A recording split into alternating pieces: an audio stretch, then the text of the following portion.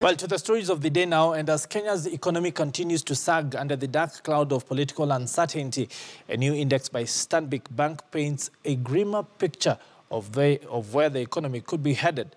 Recent findings in the STANBIC Purchasing Managers Index for September shows that overall economic output fell for the fifth month in succession, contributing to the deterioration in business conditions. The fall was linked to limited money circulation and a lower customer turnout. Amid reports of weak customer demand, new business declined for the second month in succession. The rate of contraction was the fastest since the inception of the series. Mirroring the trend for total new business, new export orders declined for the second consecutive month. Moreover, the rate of contraction was solid.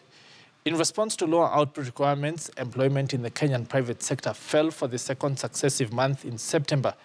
That said, the rate of job shedding was marginal, and meanwhile, outstanding businesses continue to decline.